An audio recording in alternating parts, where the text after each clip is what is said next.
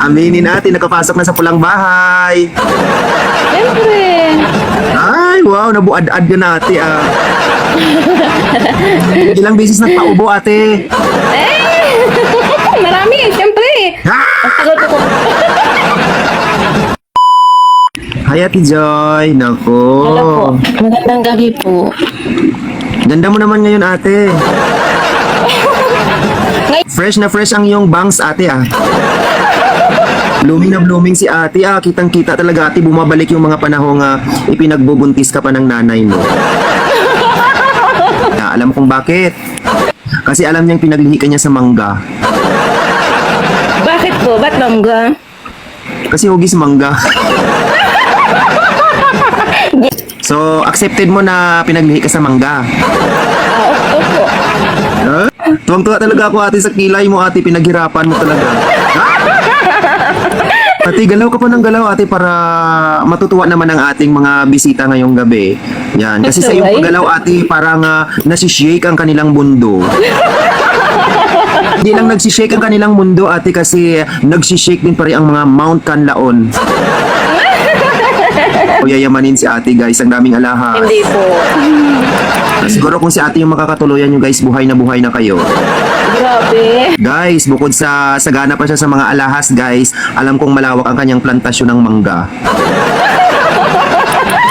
Hala, ang ganda ng ilong mo. Siyempre, oh. Tapos glass skin ka pa.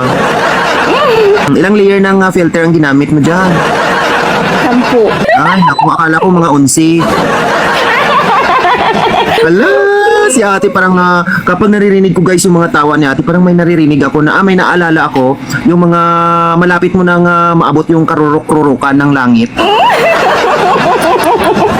Ikaw lang talaga ate ang pinakahihintay nila ngayong gabi ate. Huwag mong pigilan ang tawa mo ate, kasi marami sa ating mga manonood sinusukat kung hanggang gaano kalalim ang iyong isupagos. Kapag nakita mo na yung tunay na sukat ng bakunawa, saka mo na itawa yung bunganga mo.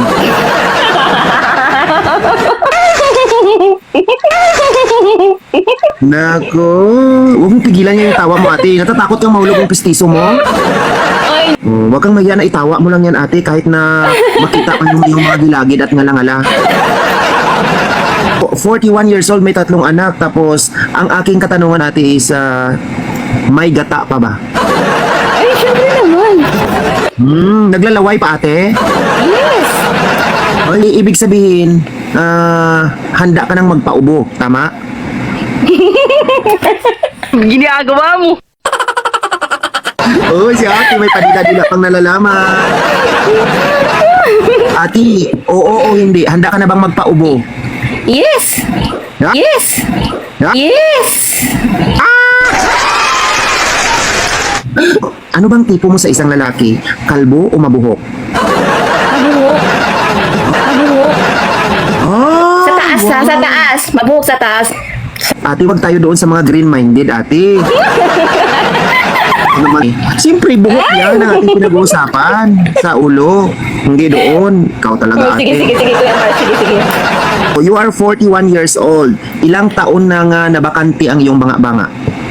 2 years? Bali, nagkaroon na po ako ng boyfriend, tapos naghiwalay po. May isang maswerteng tao na pala na pumasok sa iyong dambana ng kagitingan. Yes po. So, ibig sabihin, nasubaybayan ate or natuntun ang lagusan papuntang dambana ng kagitingan. Ha? Opo. Wow. So, Yes ibig sabihin po. ate, mayroon nang nag-harvest ng iyong mga mangga na pananim. Siyempre. Ay, wow. Buti na lang ate, hindi na-harvest pati yung kuan mo. Baka. Yan. Hindi mapangayan-pangayan ate. Kulit. You are 2 years ng single ate. 2 years ka na. Aminin natin, nakapasok na sa pulang bahay. Siyempre. Ay, wow. Nabuad-ad ka na ate ah. Ilang beses nagpaubo ate? Marami, siyempre. Ha? Ang tagal ko. Ang tagal ko naging tigang, tapos hindi ako magpuano. Siyempre, dapat lang, di ba? Sulitin ko. Ay, naku. Ay, wow. So, ate, Dax or Jutes? Ay, Dax. Ay, naku. Bakit mo iniwan? Pinakawalan. Eh, wala eh. Hindi kinaya Na ano? ng isupagos mo? Ala, Siya yun ang iwan kuya, hindi ako. ay, baka kasi ate hindi ka nag-grass cutter ng yung Bermuda grass. Wala nga ako nun eh. Ay, wala kang Bermuda? Ay, so ibig sabihin, well-maintained and well grass cut. Hindi, sino ba namang tatanggi dyan ate sa baba mo? Ang kinis na, ang tulis pa. Okay, so ate, you are 41 years old. Ilang taon po ang ating hinahanap? 35 to 45. Sa lahat po ng ating mga kabinataan dyan, kung kayo po ay naghahanap ng napakagandang dilag sa katawan po ni Ate Joy, ayan, tingnan nyo guys, maganda na, matulis pa ang mangga. Ate, marunong ka bang magluto, ate? Ay, oo, masarap po. Masarap po ako magluto, Kuya Mar. Wow, so ibig sabihin marunong ka magluto ng coleslaw. Yes. Yung masarap ka na, tapos masarap ka pang magluto, di ba? Ano? Ay, ma-match talaga kayo. Papakainin mo siya ng iyong espesyal na coleslaw. Yes. So, ang coleslaw mo ba ate, creamy o wetty? Wetty. Ay, wetty. So, ibig sabihin, hinango mo siya sa tubig, tapos nilagyan ng sauce. Oh, kaya medyo Masabaw. wetty ang coleslaw mo. Hala, Masabaw. masabaw! Hindi mo pala ate dinrain yung coleslaw ate, kaya masabaw. Si ate. Okay, Ay, perfect Diyos ka ko, talaga. sagitan ng pang ako katatawa. Ako ate, pampatulis yan, huwag kang mag-alala.